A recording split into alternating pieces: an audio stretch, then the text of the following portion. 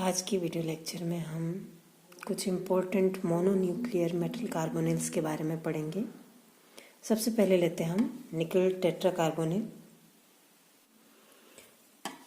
अब लेते हैं हम इनका प्रिपरेशन। जब फाइनली डिवाइडेड निकल के ऊपर कार्बन मोनोऑक्साइड पास किया जाता है एट 60 डिग्री सेंटीग्रेड, तो निकल टेट्रा कार्बोनिल हमें मिलेगा।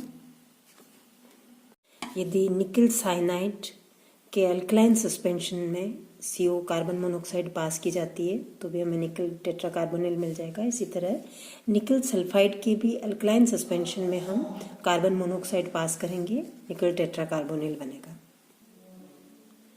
लेबोरेटरी में हम जब कार्बन मोनोऑक्साइड और निकल सेकेंड फेनिल डाइथाइकार्बामेट के साथ में रिएक्शन करवाएंगे तो हमें निकल टेट्रा कार्बोनिल मिलेगा। अब हम लेते हैं इसकी प्रॉपर्टीज़। निकल कार्बोनिल एक कलरलेस लिक्विड है जिसका बॉइलिंग पॉइंट 43 डिग्री सेंटीग्रेड है। ये वाटर इंसॉल्युबल है लेकिन बेंजीन में और ऑर्गेनिक सॉल्वेंट में डिज़ोल्व हो जाता है। बहुत ही पॉइजनस लिक्विड है ये। अब हम इसकी कुछ केमिकल रिएक्शंस की बात करते हैं। जब निकल कार्बोनिल की नाइट्रिक ऑक्साइड के साथ रिएक्शन कराई जाती है, ड्राई नाइट्रिक ऑक्साइड के साथ, तो ये कंपाउंड बनेगा नाइट्रोसो नाइट्रोनिकल। अगर थोड़ा मॉइस्ट है तो उस केस में हाइड्रोक्सी नाइट्रोसो निकल बन जाएगा। ये आपका NO2 नाइट्रोजन पेरोक्साइड के साथ में रिएक्शन कराई, निकल नाइट्राइट बन गया। H2SO4 के साथ रिएक्शन कराएंगे, निकल सल्फेट बनेगा। 180 डिग्री पर जब अपन इसको गर्म करेंगे तो ये निकल और कार्बन मोनोऑक्साइड में इसका टूट जाएगा। HCl के साथ रिएक्शन कराएंगे, निकल chloride plus carbon monoxide plus hydrogen निकल जाएगा। क्लोरीन के साथ रिएक्शन कराएंगे, निकल क्लोराइड प्लस कार्बन मोनोऑक्साइड अलग हो जाएगा। नेक्स्ट लेते हैं हम स्ट्रक्चर ऑफ निकल टेट्रा कार्बोनिल। निकल का इलेक्ट्रॉनिक कॉन्फ़िगरेशन है 3d8 4s2। एक्साइटेड स्टेट में एक इलेक्ट्रॉन p ऑर्बिटल में प्रमोट हो गया। ये एक s और 3 p मिलके sp3 हाइब्रिडाइजेशन करेंगे। 2 खाली हैं और एक सिंगली ऑक्यूपाइड हैं, 2 आपके पास में। तो जो कार्बन मोनोऑक्साइड है कोऑर्डिनेट बॉन्ड बनेगा इनके साथ में और अपना पेयर ऑफ इलेक्ट्रॉन देके 2 कोऑर्डिनेट बॉन्ड बना लेंगे इससे। ये जो कार्बन मोनोऑक्साइड है ये एक इलेक्ट्रॉन शेयर करेगा, एक ये कोवलेंट बॉन्ड बनेंगे। और जो ये d ऑर्बिटल में एक एक इलेक्ट्रॉन है इनके साथ में ओवरलैप करके पाई ऑर्बिटल बनाएंगे। तो इस तरह आप देख रहे हैं कि टोटल ये 2 तो पाई बॉन्ड बनेंगे और बाकी ये 2 कोऑर्डिनेट सिग्मा बॉन्ड बनेंगे। तो इस तरह का स्ट्रक्चर हो जाएगा। यहाँ पर आप देख रहे हैं ये 2 कार्बन मोनोऑक्साइड से और एक इससे कार्बन मोनोऑक्साइड से, और इस तरह से टेट्राहेड्रल स्ट्रक्चर होगा निकल टेट्रा कार्बोनिल का। नेक्स्ट लेते हैं हम आयरन पेंटा कार्बोनिल। इसका प्रिपरेशन देखते हैं। आयरन पर जब कार्बन मोनोऑक्साइड पास की जाती है आयरन पाउडर पे, लगभग 200 डिग्री सेंटीग्रेड और 2 एटमॉस्फेरिक प्रेशर पर रिएक्शन करवाएंगे, आयरन पेंटा कार्बोनिल बनेगा। दूसरा जो FeI2 है और या FeS भी ले सकते हैं अपन यहाँ पे, फेरस आयोडाइड या फेरस सल्फाइड, इसको कार्बन मोनोऑक्साइड और कॉपर की प्रेजेंस में रिएक्शन करवाते हैं, आयरन पेंटा कार्बोनिल प्लस फेरस आयोडाइड बनेगा। नेक्स्ट लेते हैं हम प्रॉपर्टीज़। ये एक येलो लिक्विड है जिसका कि बॉइलिंग पॉइंट 103 डिग्री सेंटीग्रेड है। हाईली टॉक्सिक लिक्विड है ये। इसकी कुछ इम्पोर्टेंट रिएक्शंस यहाँ शो की गई है। जब आयरन पेंटा कार्बोनिल को आप H2SO4 से ट्रीट करते हैं, फेरस सल्फेट बनेगा प्लस कार्बन मोनोऑक्साइड सारे निकल जाएंगे। सोडियम हाइड्रोक्साइड के साथ जब इसे हाइड्रोलाइज किया जाता है तो ये सोडियम कार्बोनिलेट बने, सोडियम कार्बोनेट निकल गया यहाँ पे और Na2FeCO4 बन जाएगा। यदि अमोनियम हाइड्रोक्साइड से इसको हाइड्रोलाइज किया जाए तो ये फेरस कार्बोनिल हाइड्राइड बन जाएंगे। हैलोजन के साथ जब इसकी रिएक्शन कराई जाएगी तो ये टेट्रा कार्बोनिल हैलाइड बनेगा। जो रिएक्टिविटी ऑर्डर होता है आयोडीन का सबसे ज़्यादा होगा, फिर ब्रोमीन, फिर क्लोरीन। जब अपन CCl4 के साथ इसकी रिएक्शन करवाई तो हेक्साक्लोरोईथेन बन जाएगा प्लस FeCl2। यहाँ पर जब अपन रिएक्शन इसकी SnCl4 के साथ करवा रहे हैं स्टेनिक क्लोराइड के साथ, ये रिड्यूस हो जाता है SnCl2 में, प्लस आयरन कार्बोनिल क्लोराइड बन जाएगा। NO के साथ रिएक्शन कराई FeNO4 बनेगा। जब इसको आयरन पेंटाकार्बोनिल को 250 डिग्री सेंटीग्रेड तक गर्म करते हैं तो ये आयरन और कार्बन मोनोऑक्साइड में टूट जाएगा। ट्राइफिनाइल फॉस्फीन के साथ जब इसकी रिएक्शन कराते हैं तो 2 कार्बोनिल मॉलिक्यूल जो कार्बन मोनोऑक्साइड के मॉलिक्यूल ट्राइफिनाइल फॉस्फीन के मॉलिक्यूल से रिप्लेस हो जाते हैं, बाकी ऐसा कैसा रहेगा। जब इसकी रिएक्शन अमोनिया के साथ करवाई जाती है, यहाँ पर अमोनिया से हम रिएक्शन करवा रहे हैं तो एडिशन प्रोडक्ट बनेगा। ठीक इसी तरह से यदि एथिलीन डायमीन के साथ इसकी रिएक्शन कराई है तब भी एडिशन प्रोडक्ट बनेगा। जब आयरन पेंटाकार्बोनिल को 2 ब्यूटाइन के साथ रिएक्ट करवाते हैं पाई कॉम्प्लेक्स बनता है।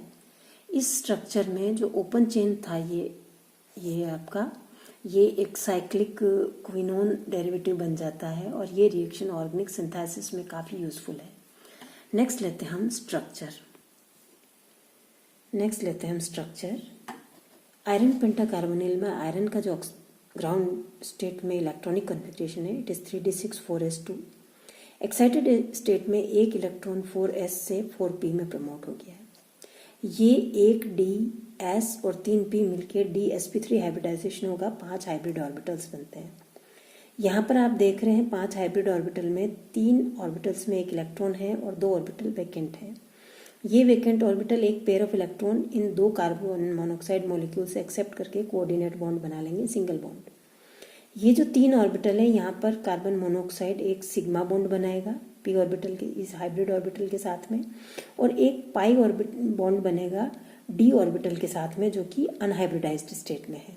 तो आप देख रहे हैं यहाँ पर एक कार्बन मोनोऑक्साइड, एक तो सिग्मा बॉन्ड, एक इससे पाई बॉन्ड, एक ये सिग्मा बॉन्ड और ये पाई बॉन्ड, यहाँ पर ये सिग्मा और पाई बॉन्ड बनेगा।